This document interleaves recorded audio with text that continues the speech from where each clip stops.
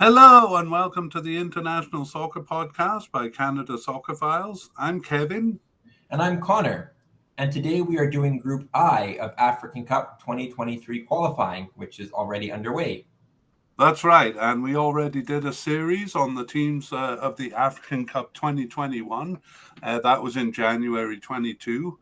And we'll be changing our format a little bit as a result. Rather than repeating some of the stuff we podcasted there, we'll be providing a link in the show notes as well as the time at which each team is discussed in that podcast.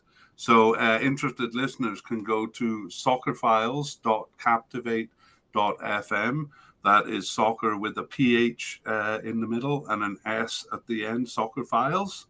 Or if you just type Soccer Files Canada into Google, we should come up. Yeah. And you can click on the link for the show notes to bring up the information you need. And we're going to repeat that address at the end. Yeah, so that information will be a more detailed World Cup overview and a detailed look at the finals of African Cup tournaments, which we'll only cover briefly here. This time we will be focusing on African Cup qualifying campaigns in recent history. For teams that were not covered in the earlier set of podcasts, we will give a more complete history here. Right. And so we divide this podcast into three sections. So we'll look at each section. Part one, Connor. So part one, we begin with a look at who is in the group, which pot they came from, and some geographical information about each country. Right. And then part two is the main section and the long section. It's a team by team overview with a quick review of their participation and major achievements, an overview of their African Cup history and World Cup history, but only those teams that we didn't cover before. We'll do for every team a deep dive into their African Cup qualifying history. That's kind of the feature of this series. And then we'll finish with a brief look at their players, especially the ones who've been scoring for them, and a summary with a sense of their form coming into this qualification. And for part three, we end with a comparison of the teams through their head-to-head meetings and FIFA and ELO rankings. That will launch us into a discussion of their prospects and our predictions. And we can also check how accurate we are by checking the first two sets of the six-set qualification, which took place in June. Neither of us has looked at the results. We'll do that live, so we can make specific predictions, which can then be checked. Right, we've been avoiding spoilers. Okay, and then at the end, we'll once again provide the links to those who want to go back and listen to previous podcasts on the team for more details. And today I am wearing a Canada shirt, Connor. Really, two teams have red in it, but really it's my lack of African shirts that is driving me here. Yeah, well, nothing special for me. Just a shirt with Edmonton. Oh, okay. On it. All right. Great. Well, let's begin with part one and then just an introduction of the teams. All right. So the pot one team in this group was Congo DR. The pot two team is Gabon. From pot three, there's Mauritania. And from pot four, it is Sudan. And we were talking before this podcast started that three of these four teams competed in the most recent African Cup. And that's all of them except for the pot one team. Congo DR was not there, but Gabon, Mauritania, and Sudan all made it. So are you expecting a tight group? I really am with this one. I think all four of them have a chance to get into the finals here. How about you? I think it will be tight. I mean, Congo DR, of course, not making the last African Cup. A bit of a surprise. Yeah. But then the other three teams did get there and at times played well. So I think you have four competitive teams in this group. Yeah, I'm really looking forward to the discussion at the end because, but after we look at the histories, I think we'll be in a better position to judge.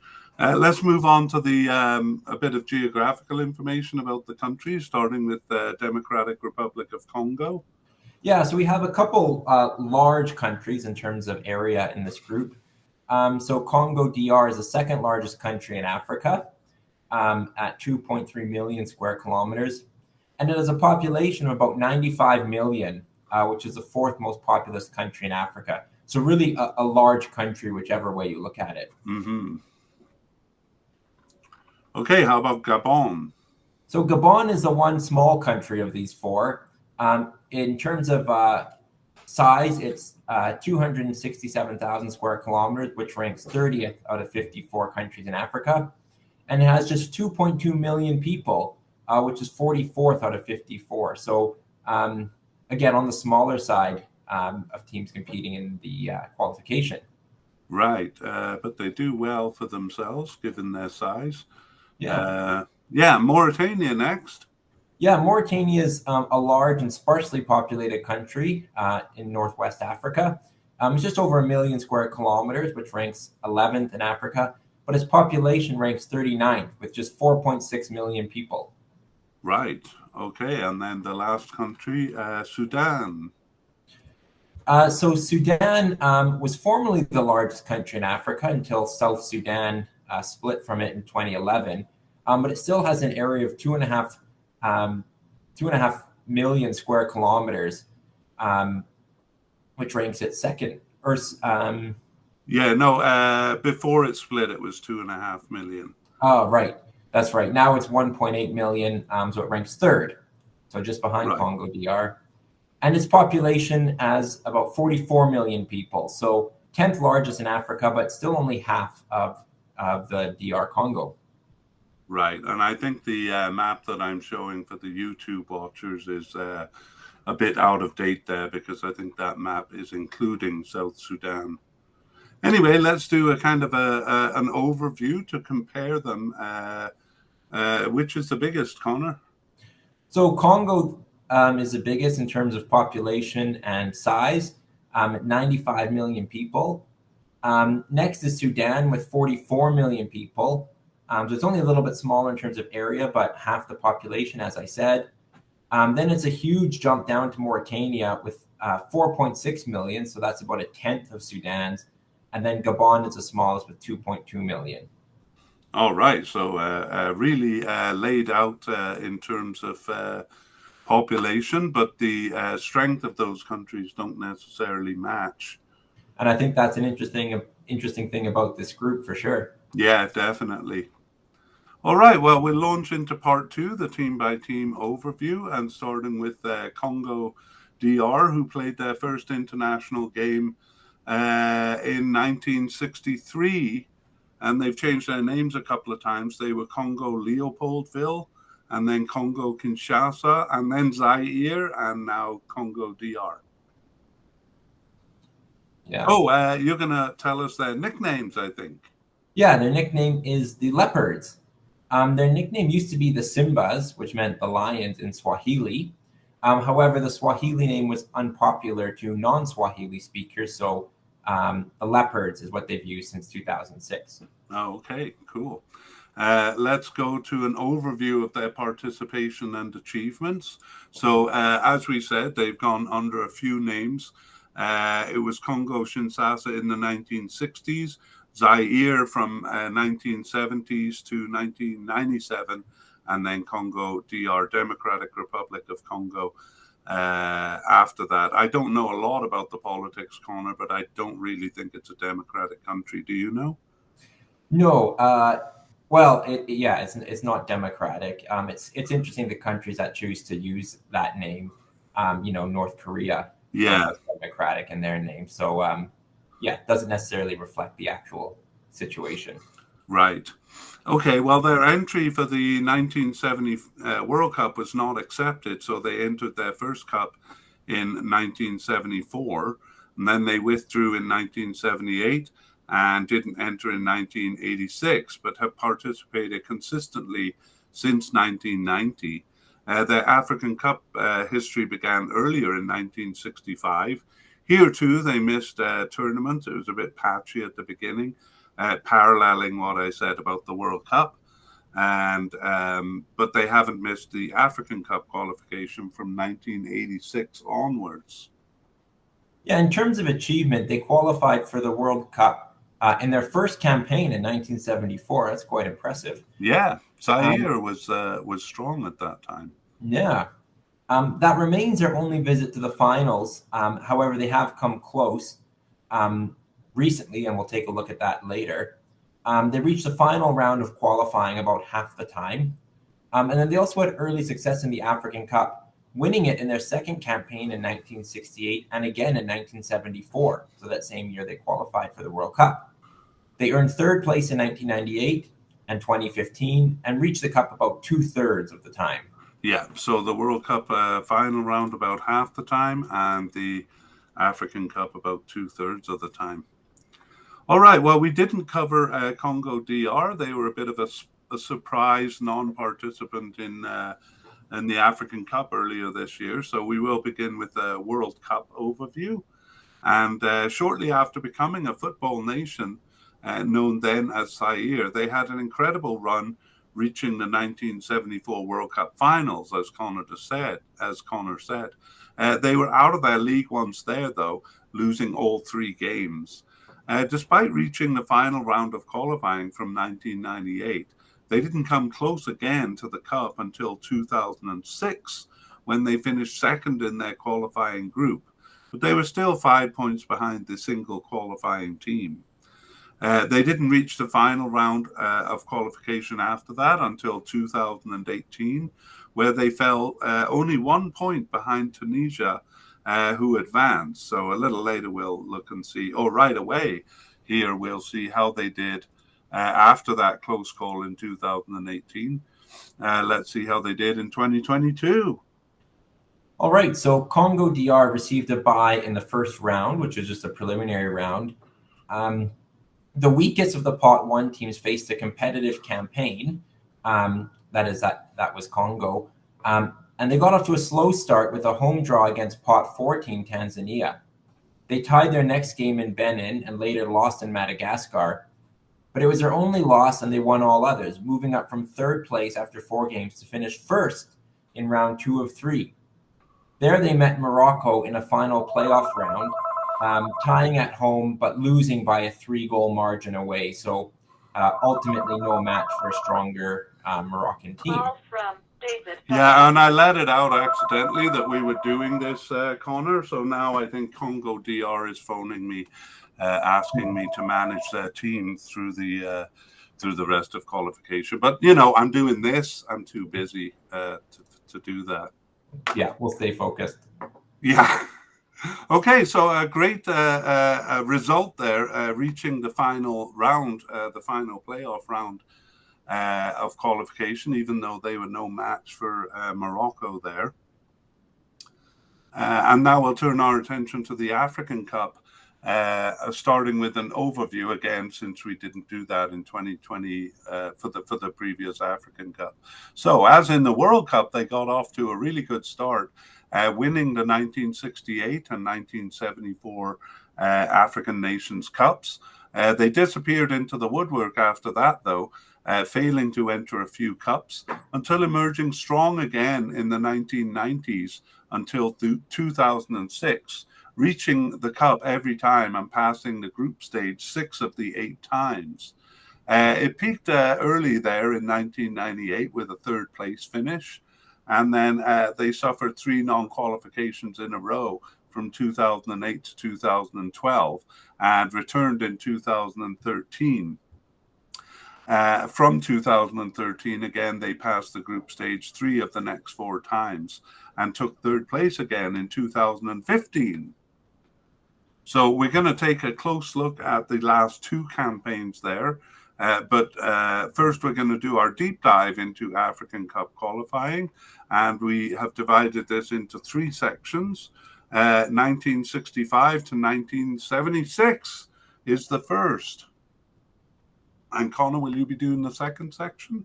Yes. Okay, so I'll start with the early history here.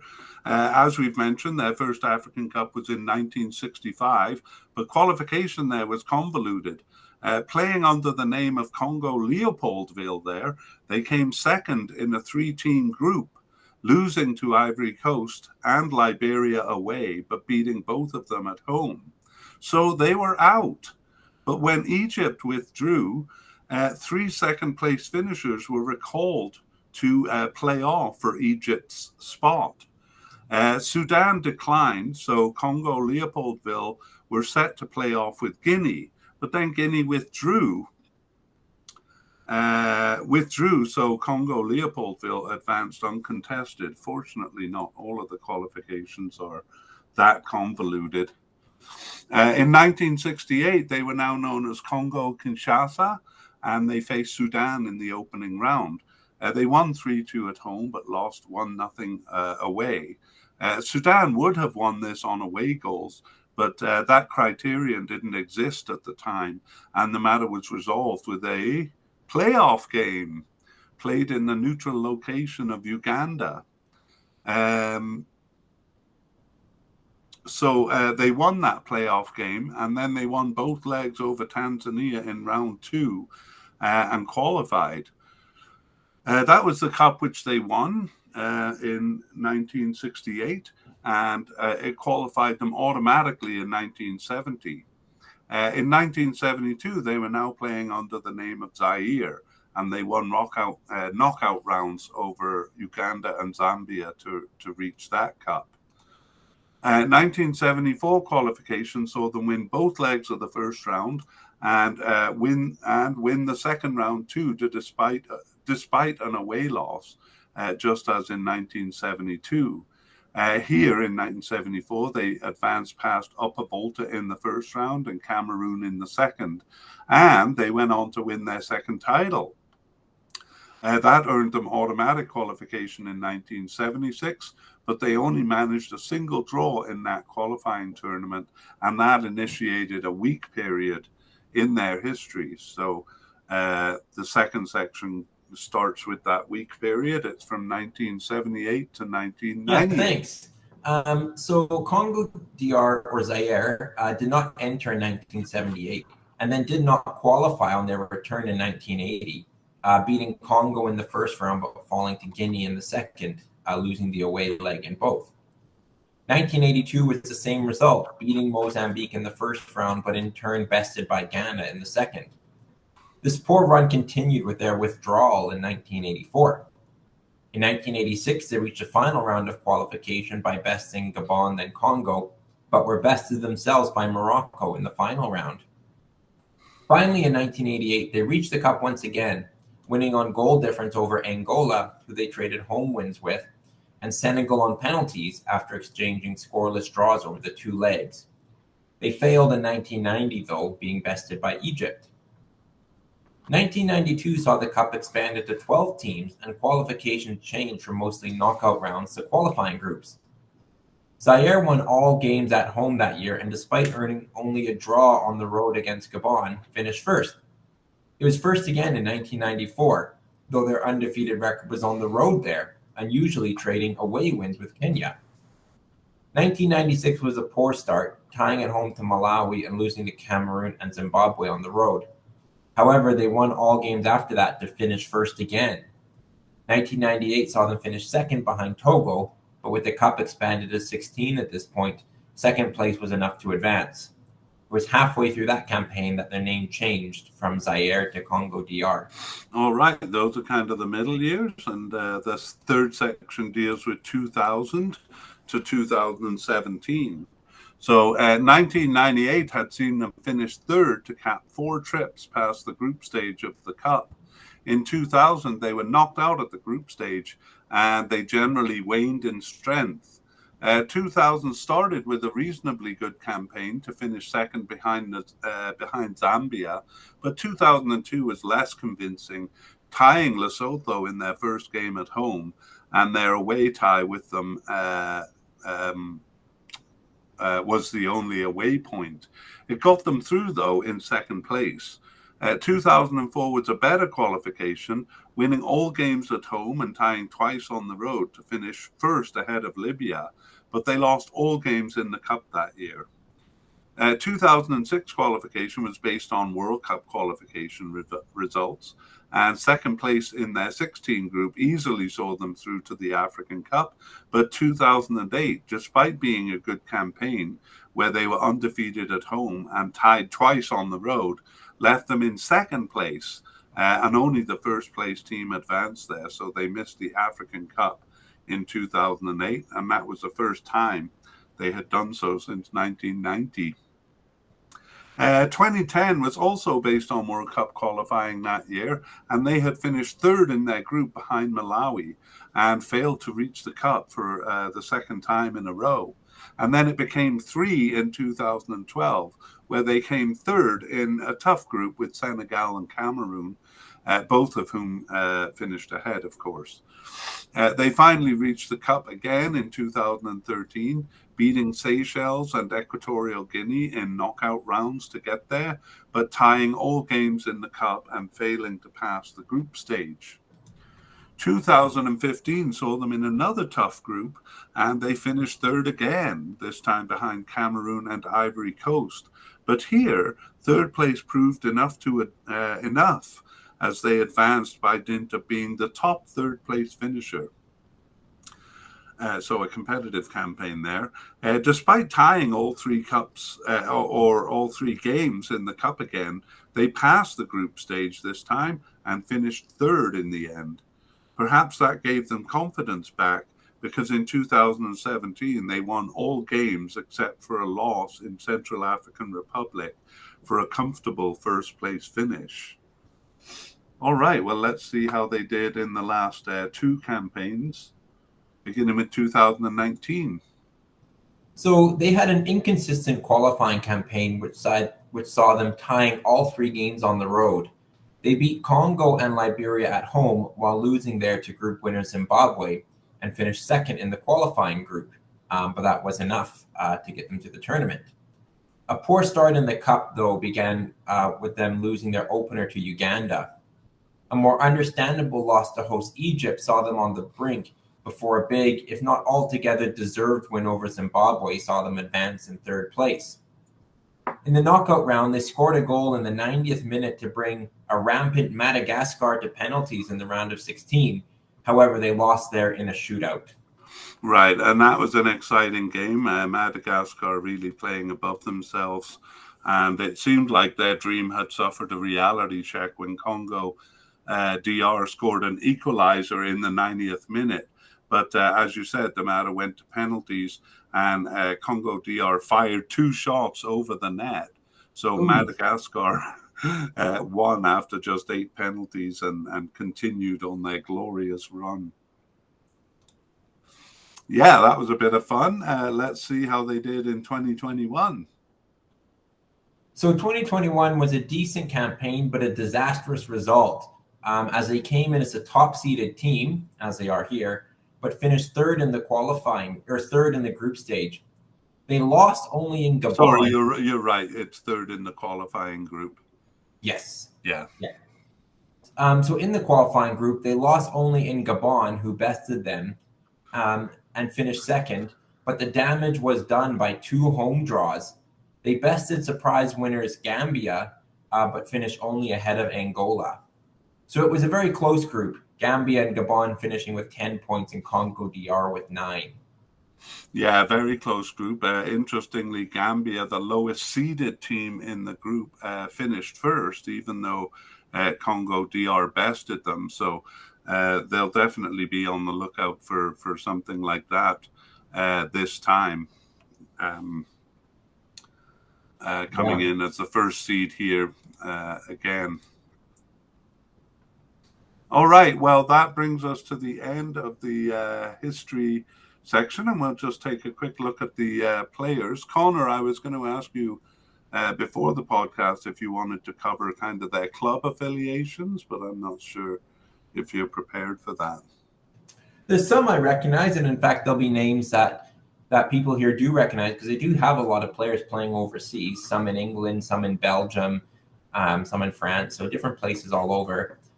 Their top goal scorer in 2022 World Cup qualifying was Ju Mercy Mbokani, who had spells at Norwich and Hull, and also Johan Vissa of Brentford. He got himself on the score sheet as well. Right, and before in the three campaigns before that, Cedric Bakambu was their top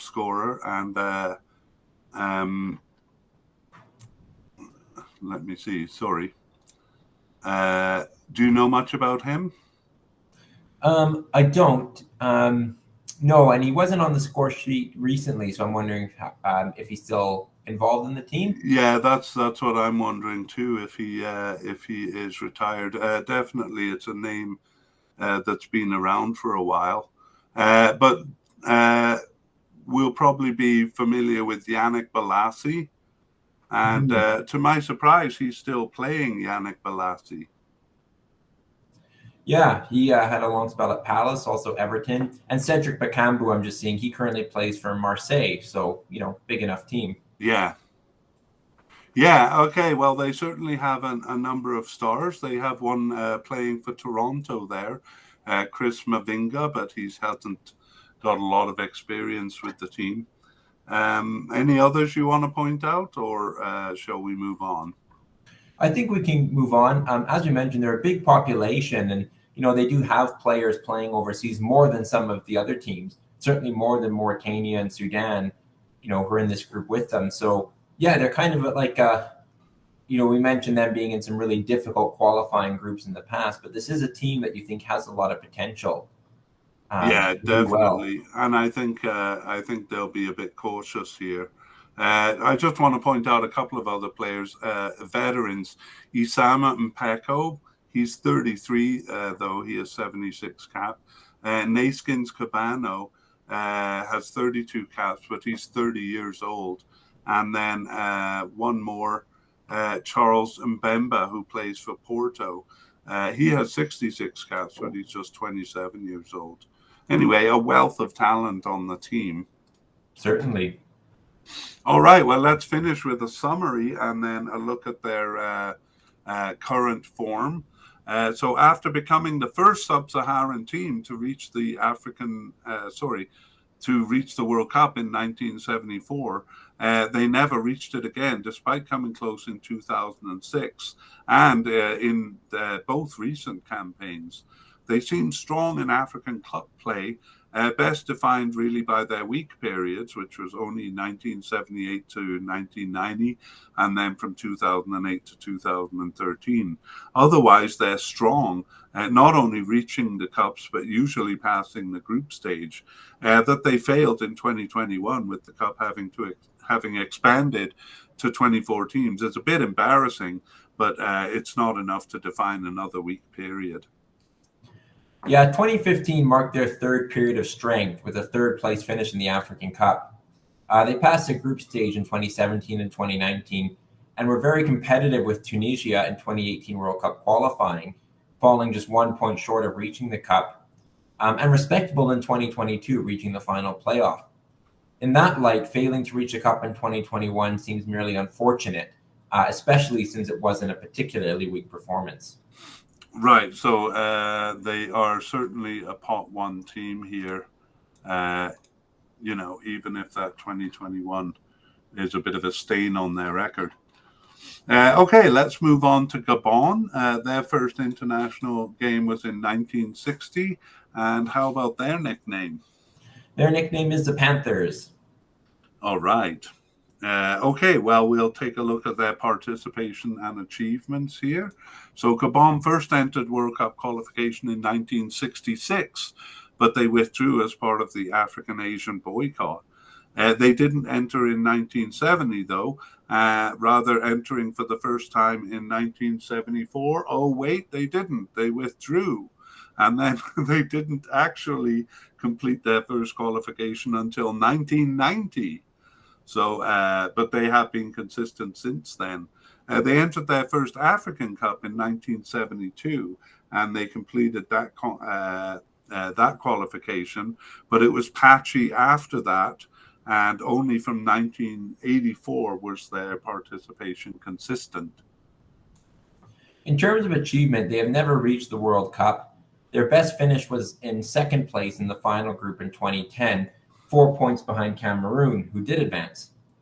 They have reached the African Cup 7 times and have passed the group stage in 3 of these, the quarterfinals in 1996 and 2012 being their best finishes. Right, and 2012 was one of the 2 recent years that they've hosted, so that helped them. Now, we did cover Gabon in the podcast earlier this year. Actually, we did both their group and their players. So those are available through the show notes. And we're going to move on rather than repeating their World Cup history. We're just going to look at their last campaign in 2022. So Gabon received a bye in round 1 of 3, which was a preliminary round. In the group stage, they were undefeated at home, which included tying group winners Egypt, but they lost all on the road. A scrappy battle among the bottom 3 saw them coming out ahead of Libya on goal difference and 2 points ahead of Angola to finish second, but it wasn't enough to move on to the final round. Right, and there were a couple of close games there. Actually, Libya scored at 89 when Gabon visited them to complete a comeback. That was, a comeback. They won 2-1, having been down a goal. And also, Gabon gave up late points when visitor Egypt came and got an equalizer at 90, despite having taken a red card at 70. Yeah, some heartbreaking losses there. Yeah, those last few minutes of games, always dangerous. All right, well, we're going to move on to the African Cup, but again, we'll kind of skip the overview and go right to the African Cup qualifying in detail. So again, we've divided it into 3 sections. The first part from 1972 to 1990. So here we go. They first entered in 1972 and were promptly knocked out by Ivory Coast, losing both legs, but only by a 1-goal margin. They withdrew in 1984 and then didn't enter in 1978. They actually had received a bye in the preliminary round in 1978, a preliminary round which only 2 teams had to undergo. But they were the only team to receive a bye in the following round. Why this is unknown, but it's certainly not based on their record. That meant they only had to play Congo to reach the cup. They lost the away leg in 3-2, so they had a good chance to reach the cup at home. However, that finished a 3-3 draw, and they were knocked out.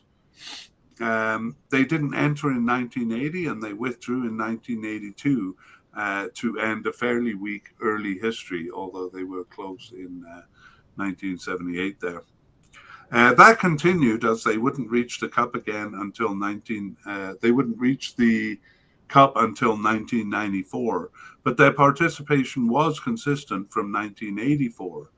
There they were bested by Angola in a preliminary round, and it was the same at the hands of Zaire in 1986.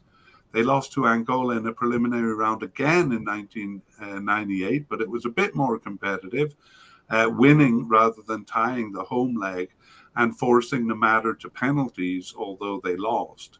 1990 was much better, passing the preliminary round on goal difference over Burkina Faso and advancing over Ghana in penalties, but then losing in the final round to Zambia on goal difference, having won at home and lost away in all 3 of the qualifying rounds. That initiated, though, a competitive middle history for Gabon. And Connor's going to do the next section from 1992 to 2008. So 1992 saw the cup expanded to 16 teams and the turn to group stage qualification. They picked up where they left off, coming a close second in a group topped by Zaire. They finished tied on points, but just behind on goal difference, having lost only 1 game, which was away in Zaire. They were thus well deserving of reaching the cup in 1994 with an impressive undefeated campaign, dropping points only in 2 ties with Cameroon, who they knocked out. They reached the cup again in 1996, suffering only a loss in Zambia, who they finished ahead of, though both went through this time, the cup having now expanded to 16 teams. 1998 saw them lose only in Kenya, but too many draws, including 2 with Cameroon, left them in 3rd place. But they made it 3 out of 4 successful campaigns in 2000. Despite earning only a draw on the road, they won all home games and advanced in 2nd place behind South Africa. 2002 then began a strong a series of non-qualifications until 2010. An That odd should be a string of non-qualifications, sorry. That's all right. So an odd campaign in 2002 saw them beat group winners Morocco home and away, one of the few teams to ever win in Morocco, but they were bested by both Tunisia and Kenya to finish a competitive third, tied on point with second place Tunisia. 2004 was far weaker, earning 2 wins at home but losing all other games, and even second place Sierra Leone did not advance. 2006 was based on their World Cup qualification, and fourth in a group of 6 left them out of the African Cup. Second place behind Ivory Coast in 2008 also froze them out of the Cup. Okay, and then the modern section begins here in 2010. So they returned to the Cup in 2010, their World Cup qualification run where they finished behind Cameroon but ahead of Togo, easily enough to qualify them, since Togo in third place also made it. 2012 was an automatic qualification based on co-hosting with Equatorial Guinea. That was the year where star Pierre-Emerick Aubameyang was very impressive. 2013 was a shortened qualification where the participants in 2012 were given a bye to the final round of qualification, perhaps a bit unfairly so. There in that third round, they met Togo, but they were bested to interrupt their string of appearances in the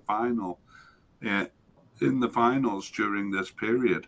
They responded with a good campaign in 2015, winning all at home and tying all on the road to finish ahead of Burkina Faso, who also went through. In 2017, they qualified automatically by hosting, but they did go through a mock qualification for the sake of team development. We won't cover that, though, as it's not very important. Okay, so consistent qualifications, 4 out of 5 up until 2017. Let's see how they did in 2019. Well, coming off hosting, 2019 saw a very poor campaign, losing twice to winners Mali, who they were supposed to be competitive with, and twice tying Burundi, and losing the second place spot to them, which was an advancing spot. So they beat a very weak South Sudan twice, but finished third in their qualifying group. All right, a bit disappointing to finish behind Burundi there. Let's see if they did any better in 2021. So they won all home games in qualifying, but managed only a single draw on the road, though it was against top-seeded Congo DR, who finished third.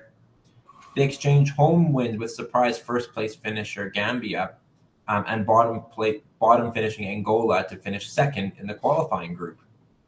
Yeah, so again, that same group with the shock winner Zambia that we saw with Congo DR. And actually, Gambia and Gabon finished tied on the top. And there's a whole bunch of criterion, tie-breaking criterion. The first one, for example, is goal difference, and then it's goals for and away.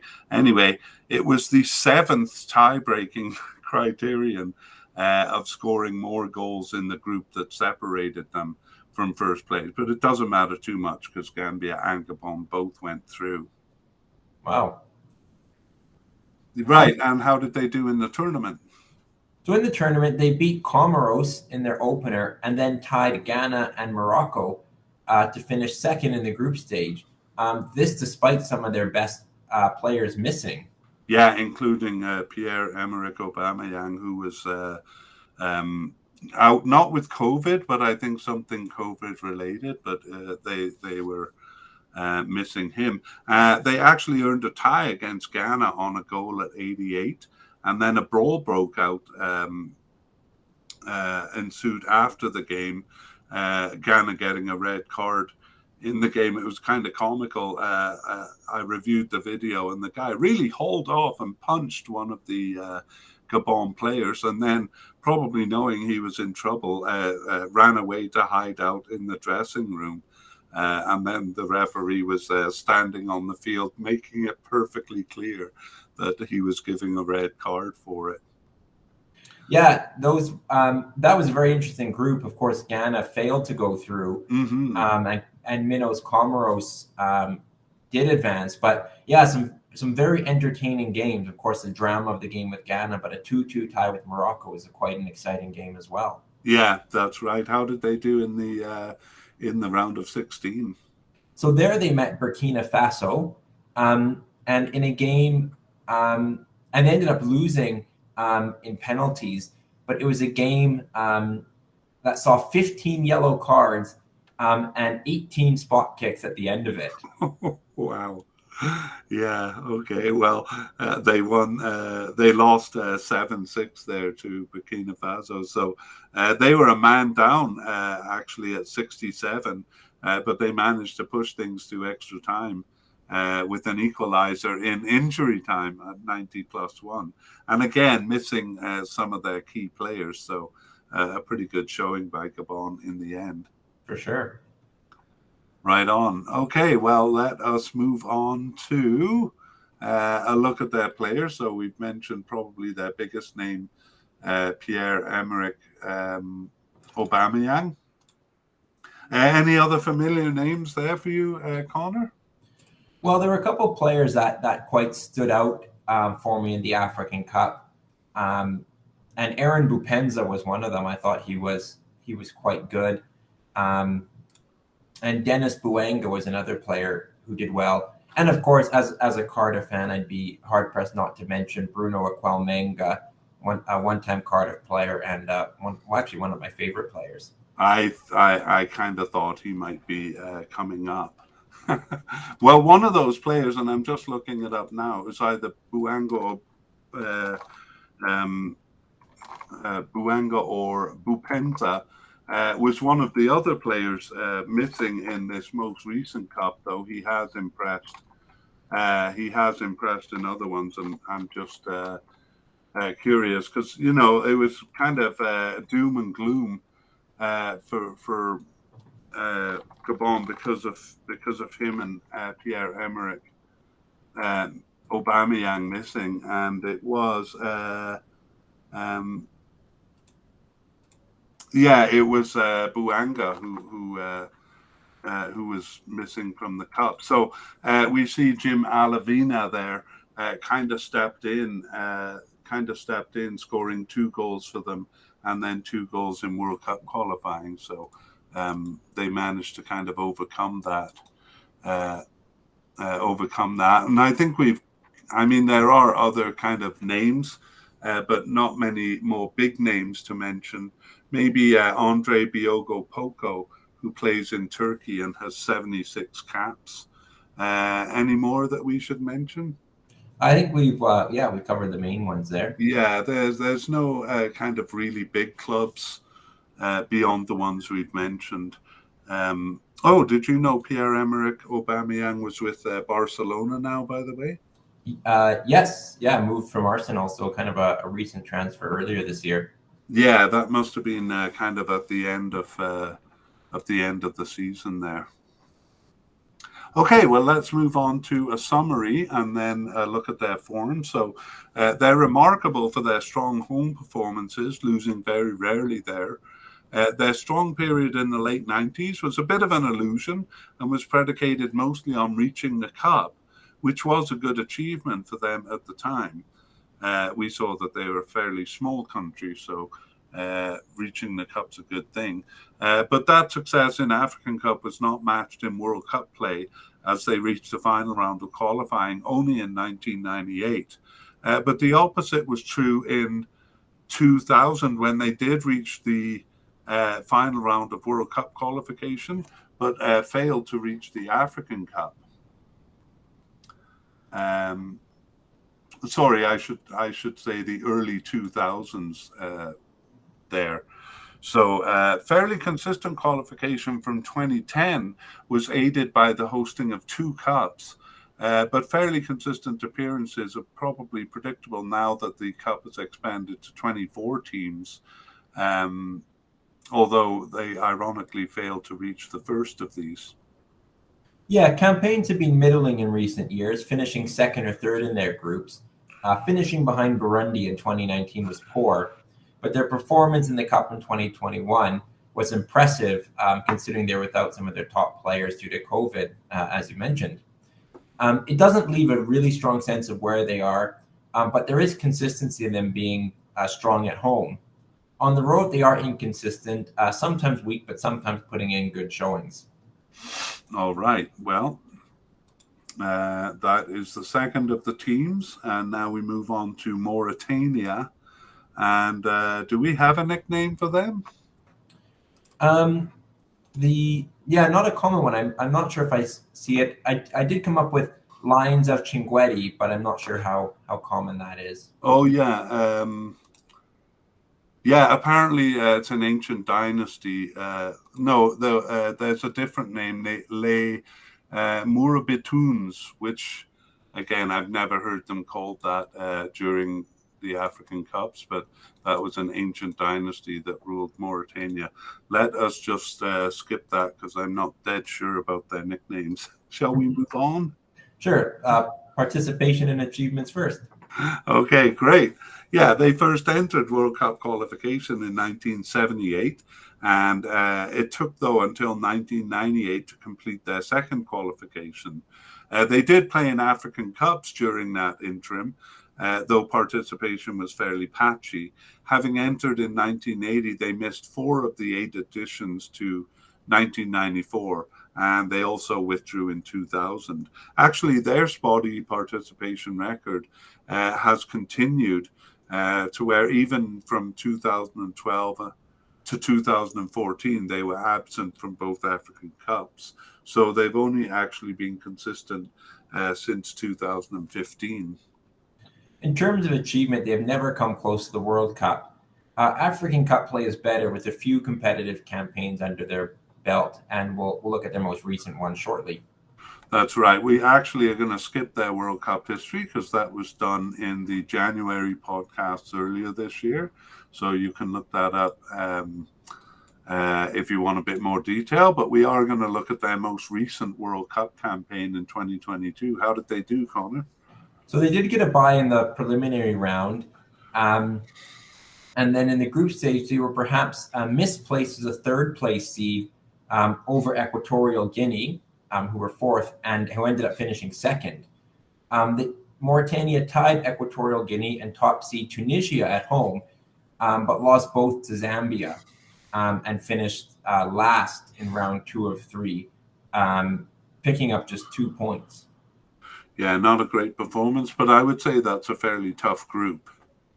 Yes, yeah, I would agree with that. Okay, well, we're also going to skip our African Cup overview and go directly to their qualifying, or their African Cup qualifying in detail. And this is a bit shorter than the other ones. We begin with 1980 to 1996. So their first entry was in 1980, and they did well to tie Morocco in their first game. Unsurprisingly, though, Morocco won the second to knock them out at the first step. In 1982, they exchanged home wins with Mali, and they were knocked out on goal difference. And as we saw, they didn't enter in 1984, but they won a preliminary round over Liberia in 1986 and went through on goal difference. So it was the second round where they were knocked out, bested by Algeria. They didn't enter in 1988 and withdrew in 1990. In 1990, where they forfeited a preliminary round to Libya. But they returned in 1992. Again, that was the year the cup that was expanded to 12 teams and group qualification became the norm. So they and Gambia, however, were the only teams slated to play in a preliminary round. But they won that on goal difference over Gambia, both of them winning at home there. However, the group stage proved too much as they lost all games and they finished last behind Niger. Strangely, they withdrew from their home game with Ivory Coast there in 1992, but they are registered as finishing the campaign, but not in 1994, where they withdrew from the whole tournament. However, in 1996, even though a lot of other teams withdrew from the 1996 tournament, they had a reasonably competitive campaign, tying their first 2 games away in Senegal and Togo. All 3 of those finished behind Tunisia and Liberia, though, despite Mauritania losing only to Senegal at home. Okay, on to the second section from 1998 to 2010. So 1998 was poor, losing 4-1 in Benin to get knocked out in the preliminary round. They withdrew in 2000 and lost at the first step in 2002, bested by Burkina Faso. 2004 was direct entry into a group stage, but ties at home against Kenya and Togo was not enough to escape last place. 2006 and 2010 qualification was based on World Cup qualifications for those years, and they had lost in a preliminary to Zimbabwe in 2006 and lost all games to Morocco and Rwanda in 2010, Ethiopia having withdrawn. In 2008, they had a decent campaign, going undefeated at home, including a draw with Egypt, but they lost all on the road. It was good enough for second place ahead of Burundi and Botswana, but only first place Egypt advanced. All right, so still haven't reached a cup. Let's see if they did in the modern period. We'll talk about 2012 to 17 here. Well, actually, in 2012, they withdrew, and 2013, they didn't enter. 2015 was a bit odd. It had 3 knockout rounds before a group stage, and they beat Mauritius twice in the first of these, but they lost to Equatorial Guinea on goal difference in the second. However, they were reinstated when Equatorial Guinea was disqualified for fielding an ineligible player. They lost twice to Uganda in the third knockout round, though, and they failed to reach the group stage. So a pretty arduous process there. In 2017, they were quite competitive as they bested both South Africa and Gambia. However, they lost both games to group winners Cameroon, who were the only ones to advance. So we've reached 2017, Connor, and Mauritania has never reached a cup. Let's see if they did in 2019. Well, 2019, first of all, was an opportunity as the cup was expanded to 24 teams. And in that first expanded tournament in 2019, Mauritania had a tremendous qualification that saw them qualifying while knocking out favorites Burkina Faso. They, Angola, and Burkina Faso won all games at home, but greater consistency saw Mauritania and Angola beating Botswana away, while Burkina Faso only tied them. Right, they almost actually gave up a tie to Botswana, probably the weakest team at home. But fortunately, they got a late winner, and that was actually the result that knocked Botswana out. So they finished second in the qualifying group behind Angola due to an inferior goal difference in their head-to-head meetings. But a record of 4 wins and 2 losses was pretty good. Yeah. So in their first ever African Cup, they began by losing heavily to Mali, but they did well to draw Angola and especially Tunisia, who eventually finished 4th in that tournament. However, they once again finished tied with Angola, but behind on goal difference, this time to finish last in the group stage. All right. So, they met Angola both in qualifying and in the tournament and finished narrowly last behind them both times. Still reaching the cup was good. Yeah, for the first time. Let's see if... Oh, sorry. No, I was just going to bring us into 2021 qualifying. Yeah, let's see if they did it for a second time. So here they did very well to tie eventual group winners Morocco, both home and away. Despite being bested by Burundi in their only loss, besting Central African Republic was enough for second place in the qualifying group, which was an advancing position. In the tournament, however, they proved no match, losing all 3 games to Gambia, Tunisia, and Mali, and finishing last in the group and in the tournament, actually, as they were the only team to earn no points.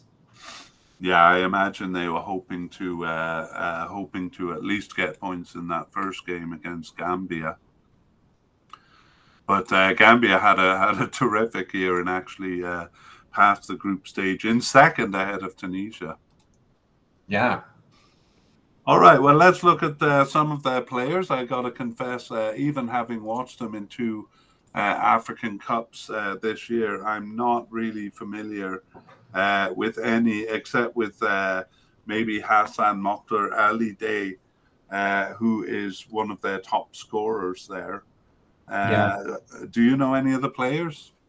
Abubakar Kamara, once of Fulham and now with Olympiacos, he would be kind of the only name that I recognize. Yeah, and they didn't have any. They didn't score a goal at the 2021 African Cup, so we can't even mention a goal scorer there. Yeah, I mean, looking at the teams, I would say, what about half of them or a third of them play in Mauritania, Yeah, that's and right. yeah, the rest seem to play for fairly small clubs in Europe or maybe in Africa. Yeah. I don't see Al Ide on the list here, so I wonder if he is retired. No, he isn't retired, but I don't see him playing recently. He has 50 caps for the team and only 9 goals. I thought he had a few more than that. Yeah, anyway, as I said, he was kind of the name outstanding. And maybe Ismail Diakite, who plays for one of the bigger clubs for Mauritanian. He plays for Sfaxian in Tunisia, and he has 64 caps. Probably their biggest veteran there. Anything else you want to point out, or should we move on? Yeah, let's summarize. Mauritania. Okay, well, in summary, they remain a very weak team in World Cup play and have made no mark there. African Cup play is better, but really only in recent times. They did have spikes of improved performances in 1996 and 2008, and maybe a good showing in 2017 foreshadowed their successful qualifications in 2019 and 2021. Not sure if it's quite enough to call this a strong period, but definitely their best results in their history. Yeah, absolutely.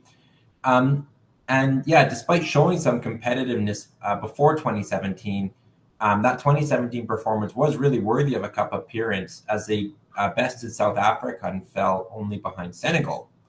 That it continued through 2019 and 2021 does make it more than just a flash in the pan. It is now at the level, you could argue, of a good period, at least for the time being, and they have to be considered valid contenders for the cup.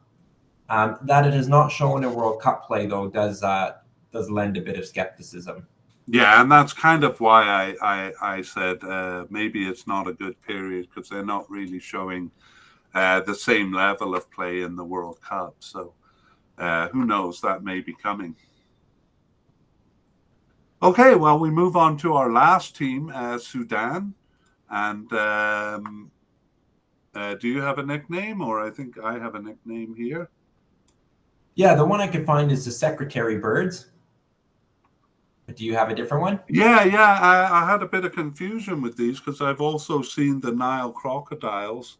But what I have heard in tournaments actually is the Falcons or the Desert Hawks. So they actually have a nickname in Arabic, which I won't dare to pronounce, but that does refer to the bird. But as I say, when I've heard it in tournaments, I can't remember if it's the Falcons or the Desert Hawks, but I'm pretty sure it's one of those two. So not dead sure. I'll have to ask a Sudanese friend. All right. A Sudanese friend who knows soccer. Okay, well, let's begin with the participation and achievements there. So, Sudan's World Cup qualifier, I gotta say, I'm not kidding there. I'm lucky because I'm a substitute teacher, and I sometimes meet students from some of these countries, and I kind of clear up my confusions with them. So this year I did meet a girl from Sudan, but she didn't know anything about soccer, so we talked about other things. Okay, participation. Sudan's World Cup qualification actually began with 3 withdrawals from 1958 to 1966, making 1970 their first completed qualification. They also withdrew in 1978 and 1994, but have consistently participated since 1998. As one of the 4 founding members of CAF, that's the Confederation of African Football, they joined from the first cup in 1957. However, they either withdrew from or did not enter 6 editions, starting in 1962 and ending with 2 in a row from 1998 to 2000. They've joined all editions, though, from 2002 onwards. In terms of achievement, they have never reached the World Cup. Their early African Cup history is glorious. They hosted the first cup and finished in the top 3 in 3 of the first 4 editions. Their best result is winning it in 1970 when they hosted it for a second time. Right, so we don't really see Sudan as a strong team nowadays, but kind of like in Ethiopia, they had a glorious period in their early years. And actually, we did cover the World Cup and African Cup overview in the podcast earlier this year. So we're not going to do that here, but we will move on to talk about their most recent campaign in 2022. So Sudan was among the bottom 28 ranked teams required to play in the first round, which was a preliminary knockout round. Their FIFA ranking was 129th. And they met Chad, who were ranked 175. They won convincingly in the first leg, so it was only a minor disgrace that they tied Chad at home. Right, and actually in that 3-1 win on the road, it was the same player, Ramadan Ajeb, who scored all 3 of their goals. So they kind of put that qualification behind them easy. Early, I'm not sure they should have even been in the preliminary round, to be honest. Yeah. In the group stage, they earned only a single home draw, so the game was actually played in Morocco. But they did well to tie second seed Guinea twice and second place finisher Guinea-Bissau away, although that game was also in Morocco. Yeah, they scored at 88 to snatch a late win in Morocco there. In Morocco, but against Guinea. Because of civil instability in Guinea, they temporarily had to relocate their home games to Morocco. Morocco was also in the group. They lost both games to Morocco at home and away. And they had a respectively competitive campaign with 3 draws and 3 losses, but ties do not yield points, so they finished last in the round. Right, so a weak performance there. And let's move on to their African Cup history. So we'll skip the overview and move on to their qualifying. So the first period is the early history, 1957 to 1970. So as we mentioned, as one of the founding members of CAF, they participated from the first edition. I think there were only 4 teams there. Or maybe 3 teams in the first edition. There was no qualification for this or the next edition because so few teams were involved. And as we saw, they finished third in 57 and second in 1959. But they withdrew in 1962 and they returned in 1963. And no qualification was required there either, as the team that they were paired with, Kenya, withdrew. In 1965, they underwent their first qualifying campaign, which, though unusual for the time, was a group qualification. To make a long story short, they actually won the group, but Kenya was later controversially disqualified and all of their results annulled. Ethiopia, who had lodged a complaint about Kenya, ended up on top after the recalculation. But the story didn't end there. After qualification, Egypt withdrew from the Cup, and the CAF governing body decided to have all second place finishers recalled to play off for the position. So perhaps offended that Ethiopia had somehow gotten ahead of them, Sudan declined the invitation. And if they had declined in anger, their anger was soothed by 1968 as they did enter the competition, which was hosted by Ethiopia. In the first round of qualification, they lost 3-2 away and won 1-0 at home. I think we mentioned before that away goals wasn't a distinguishing criterion here. They would have advanced if it was. But the thing they did at this time was to have a playoff game in a neutral location. So they lost that game in Uganda. And 1970 was an automatic qualification by dint of hosting, and they won their first and only title as hosts in 1970. However, that kind of marked the end of their strength as they entered troubled times from here on in. So to tell us about those troubled times, I give you Connor, hosting 1970 to 1986. So Sudan qualified in 1972 as defending champions, but followed up their title with a group stage exit. In 1974, they fell in round one of qualifying, bested by Nigeria.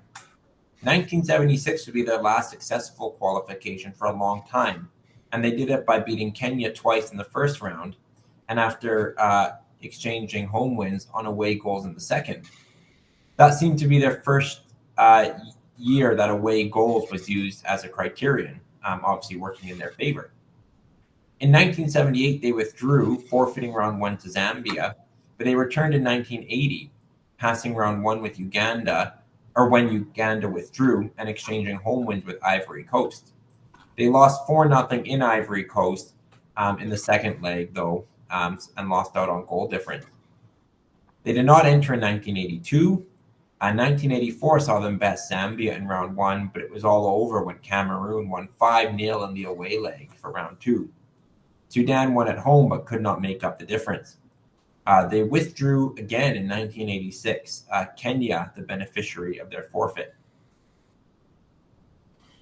Okay, and the third section, they had a long history, so 4 sections for Sudan here. So third section deals with 1988 to 2000. So after on again, off again participation, they did participate 5 times in a row from 1988. Besting Tanzania in round one of 1988. They lost on goal difference to Cameroon in round two. In 1990, they didn't even reach round two, knocked out there on penalties by Kenya. 1992 saw the Cup expand to 12 teams and group qualification became the standard format. So their group ended with Kenya, Mozambique, and them all tied with 4 points. But Kenya went through by dint of scoring 1 more goal than the other 2. 1994 saw them undefeated at home with 2 ties and a win, but a harsh last place finish, having lost all on the road. Math getting the better of them there. 1996 was also mathematically cruel, winning all 5 games at home except for an opening tie with Egypt and a single tie in Algeria on the road. And that pretty good record was only good enough for 5th place of 6. In 1998, they withdrew due to civil unrest at home. Perhaps influenced by having lost their opening game 3-0 at home to Zimbabwe. I don't mean the civil unrest was influenced, but their withdrawal influenced by a heavy loss in their opener. And in 2000, they didn't enter, probably due to that civil unrest. All right, the last period deals with 2002 to 2017. So 2002 was a middling to weak campaign with a win, draw, and 4 losses to finish last behind Libya. 2004 was a bit better, third place with wins over Tanzania and at home over Benin, who were nevertheless the surprising winners ahead of Zambia. 2006 and 2010 were based on World Cup qualifying results, and in both cases, Sudan finished too low. However, it sandwiched an excellent qualification in 2008, where they won all games except for a loss in Tunisia, who they finished in first place ahead of. It was their first cup since 1987, but sadly, that qualifying performance was not reflected in a cup where they lost all their games. Right, just a correction there. It was their first cup since 1976. Oh, all right. Yeah, sorry. 2012 also saw them reach the cup. They were bested by group winners Ghana, but won all other games over Congo and Swaziland, and in a peak of performance, reached the quarterfinals of the cup. It was not followed up, despite a generous qualifying route in 2013. Teams participating in 2012 received a bye to the third round of qualification, and they only had to beat Ethiopia to get in. They won 5-3 at home, but lost 2-0 away, so were ousted on the away goals rule. Things got worse from there. 2 byes in 2015 saw them through to the group stage, but they earned only a single win there, albeit over Nigeria, who also failed to qualify, South Africa and Congo finishing on top. 2017 saw a home win over Sierra Leone and a home draw with Ivory Coast, but 2 losses away landed them in last place. All right. Well, that's a very long history that they have, and a bit of a peak there from 2008 to 2012, reaching 2 out of 3 cups in a row. Let's see if they've reached another cup since. How about in the 29 African Cup? 2019 saw poor results and generally weak performances. Game 4 saw them almost holding group winner Senegal to a goalless draw until a late winner decided the matter, and it was followed by an unlikely win in Madagascar, who finished second. This gave them hope of beating Equatorial Guinea in their last game to take third place, but a heavy loss saw them finish last in the qualifying group. Sorry, that was FIFA phoning me to discuss qualifying procedures for 2026, but I'm too busy to deal with that. All right. So in summary, in 2019, this campaign was poor, just a single win and 5 losses, and was the first time in their long history where they failed to earn a point at home. Okay. Yeah, that's not good because they're very dependent on their home form. Let's see if they improve that in 2021. So Sudan lost to South Africa and Ghana away, but otherwise won all games, including a home win over South Africa in the last game, which saw them leapfrog into a second-place finish in the qualifying group, despite coming in as a 3rd seed. There, Sudan reasserted their tough home reputation with a win over Ghana, scoring a goal in the 92nd minute. They tied Guinea-Bissau in their tournament opener at the African Cup, then lost to Egypt and Nigeria to finish 3rd in the group stage, but last among 3rd-place finishers, so they did not advance to the round of 16. All right. Well, at least they kind of repaired their home form there. And let's take a look at their players. Are you familiar with any of these, or are any of these jumping out at you? No, and most of their squad, if not kind of all of their squad, plays locally in Sudan. So no players I recognize. We mentioned Ramadan Ajeb, who got 3 goals against Chad in a preliminary round for 2022 World Cup qualifying. And then Waladin Kadir scored their only goal from the penalty spot at the African Cup in 2021. Yeah, I do remember Mohamed Abdel Rahman from the most recent African Cup. He got 3 of their goals there.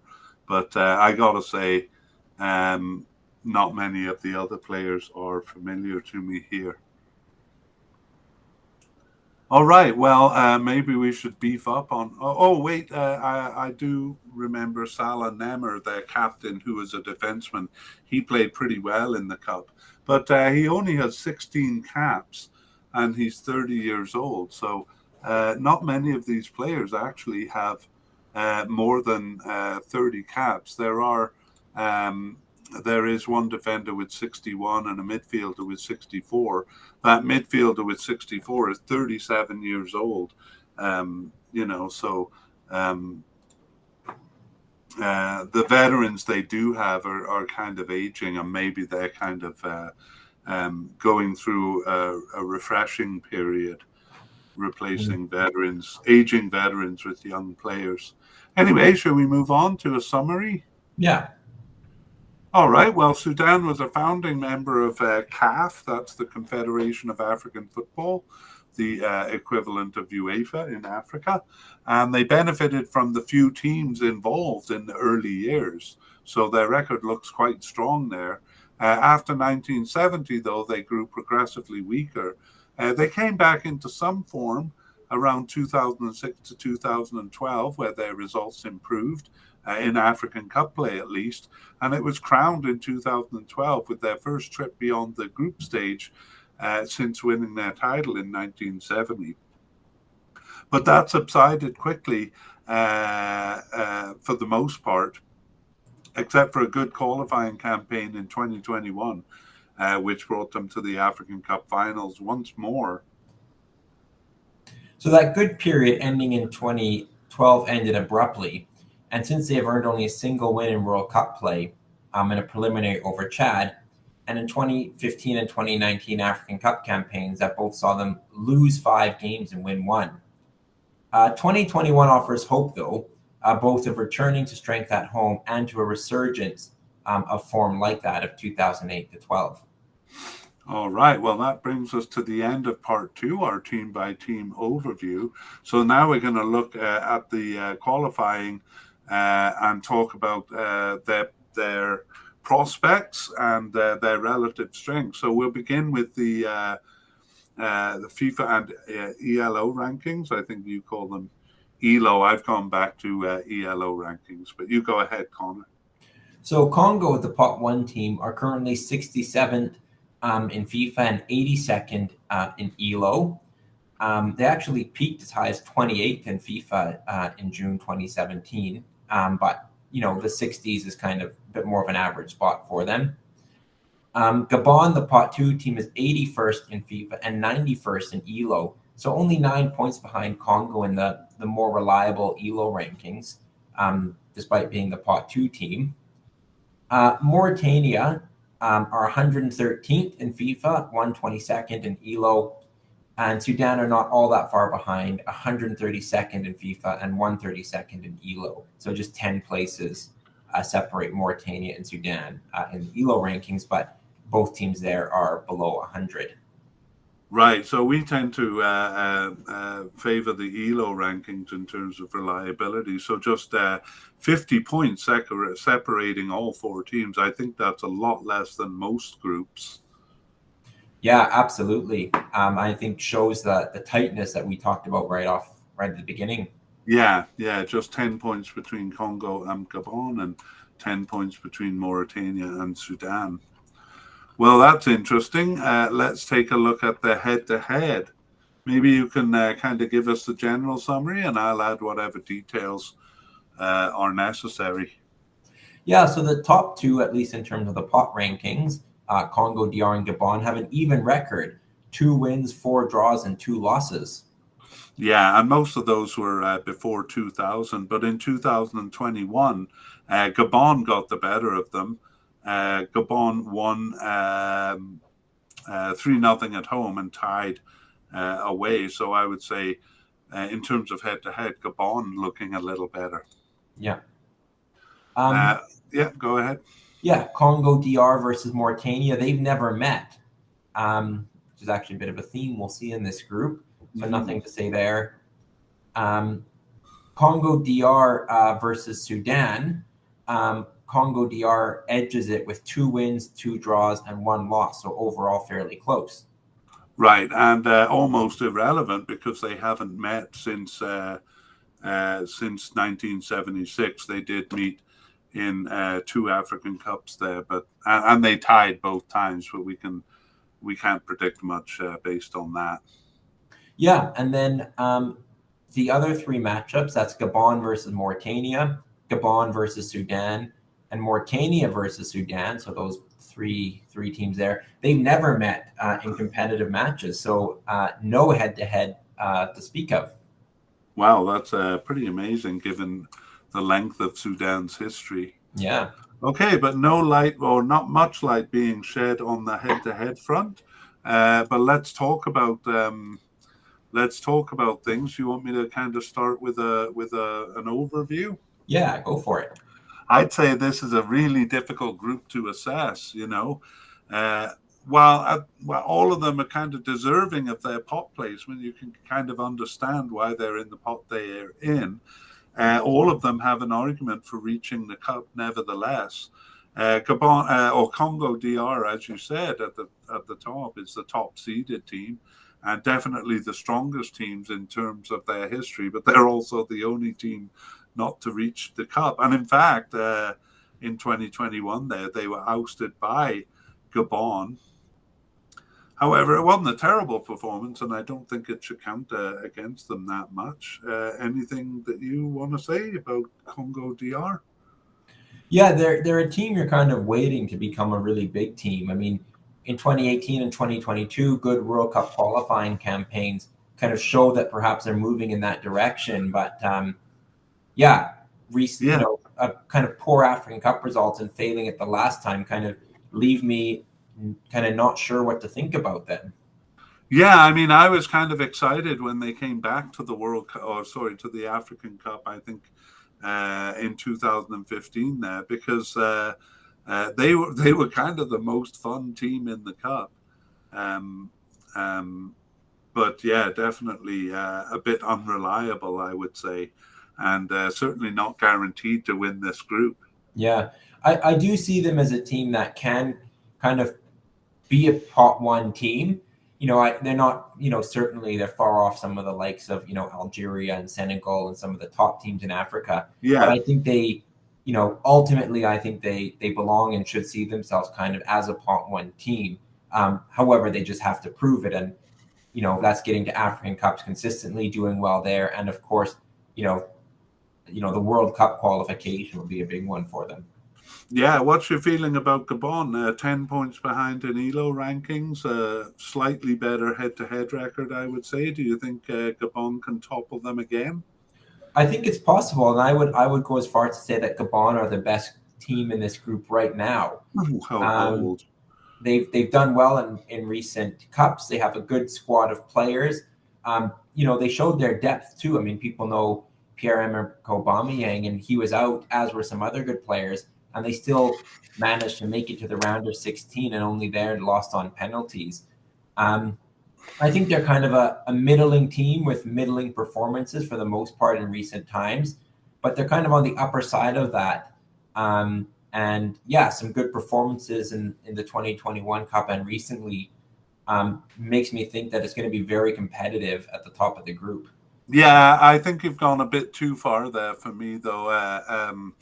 I mean, uh, in terms of recent form, I think they might have the edge on Congo DR. I think you know that I tend to think a bit more historically. Both of them finished behind Gambia, we shouldn't fail to recall, in 2021. So it's a bit of a lapse for both of them. I feel that's Congo DR's only recent lapse. So yeah, if they bring that form into this cup, Gabon could win. But I'm not gonna. Uh, uh, I wouldn't go as far as to say Gabon would win over them based on just that one campaign. In terms of the bottom two, I mean, these are both um, both teams that are coming off good results, hoping to get into an upswing. Mauritania with more of an argument because they've actually had three good African Cup campaigns in a row, the last two leading to qualification. So, they can't be written off. Do you see Mauritania with a chance to challenge the top two? Yeah, I'm not sure history matters that much in the case of Mauritania. I mean, we see Sudan has a really long history, but it's not really, not really helping their cause much. Mauritania has kind of not necessarily, well, a shorter history and a weaker history. But again, history counts a lot for me, and I really kind of feel like their last two qualifications, we were careful to say that it wasn't a flash in the pan when we were describing them, but we were also careful to say that it's not like a strong period yesterday, a strong period. I don't know why I said the word yesterday there. It's not like it's not an established strong period either. Their World Cup form is poor. So um, I'm kind of thinking that it's not going to last without meaning to be cruel, but it kind of came out of nowhere. And I think it's very possible they could look fairly weak here. Yeah, I think when they have reached the cup, I mean, they were the poorest record of any team in the last African Cup. I think in a cup with 24 teams, which means roughly half of the teams qualified, they're right on the edge of that 24th team. I think they'll get in sometimes, get in not. Might depend on the strength of their group, and I think they've got two decently strong teams ahead of them. So I don't see them doing it this time, but they're probably, I think a good period for them would kind of being right on that edge of, making the cup, but maybe not doing much when they're there. Yeah, and a reasonably strong team behind them. So I think this is a tough group for Mauritania. Um, they don't have kind of any really weak teams here to contend with. Sudan is more. I mean, they're not a strong team, but it's more weak form. Do you see Sudan overtaking them here? I don't really see them overtaking Mauritania, but it's possible. We saw recently that Sudan has had some very good results at home, especially in their most recent campaign. If Sudan can maintain that strong home form, I don't see them challenging really for the first two spots. No. But I could see them overtaking Mauritania, if they do well in their home games. Yeah, I feel so too. I feel that that's going to be a good battle for third place. I mean, it's possible that either these two teams, Mauritania and Sudan, could have good campaigns and actually challenge for second because they've both done that before. But it's not guaranteed. That's kind of a could be an outside chance. Yeah, and I think it is a point to emphasize. I mean, Congo and Gabon both had a poor qualification run last time, so they're vulnerable. Mauritania and Sudan both show that they can rise to the occasion. So, I think we both talked about a top two and bottom two, but again, I think a point to emphasize is that, this is a group where a surprise, we could see it for sure. Yeah. Well, I think all of this discussion is really hiding your equivocation, Connor. So give it to me straight. How is this group going to end? I'm going to say Gabon finishes ahead of Congo DR, narrowly. And then I'm going to put Mauritania just ahead of Sudan in third and fourth. Okay, so you're saying Congo DR second there. That's correct. And yes, I think that's a bold prediction to put Gabon ahead. I'm going to say Congo DR finishes first and Gabon second. In the course of discussion, I'm tempted to put Sudan ahead of Mauritania, but I initially predicted Mauritania. Now I'm equivocating. Okay, well, just to add some spice, I'm going to say Sudan third and Mauritania fourth. All right. Yeah, I would say overall I agree with the seeding, but I see the seeding as pretty fragile in this group. And to me, this is probably the most exciting group in qualification because really anything could happen. Yes, I agree with all that. All right. Well, yeah. I was just going to say, there are some results. So why don't we talk about how the group has started? Yeah, okay. Well, let's make game by game predictions. And do you have anything to say about Mauritania versus Sudan? That's the first game. Well, given I predicted Mauritania to finish ahead of Sudan, I feel I'm obliged to go with them. So I'm going to say 2-0 win for Mauritania. Okay, and given that I said Sudan's going to finish ahead of Mauritania, I do actually favor Mauritania here. So my logical side says 2-1 Mauritania, but I'm going to be bold and predict a tie All right. Sudan 1-1. All right. The result of that game was Mauritania 3, Sudan 0. Oh my goodness! Well, that really gives them a leg up for the third place there. Yeah. The next game is Congo DR versus Gabon. What do you think? I think Gabon are good enough to get a draw. I don't necessarily see it in Congo. I think they can win the group without having to win this game, but I'm going to say a draw, 1-1. How bold! I'm going to go the other way and say one thing we forgot to mention in the discussion is I think having been ousted by Gambia last time, I think Congo's going to be pretty determined and down to business this time, starting with this game. So I'm going to say a 2-0 win over Gabon. The neither of us were correct because Gabon pulled off the away win, 1-0 over Congo. So big blow for Congo DR to start. Impressive win for Gabon on the road.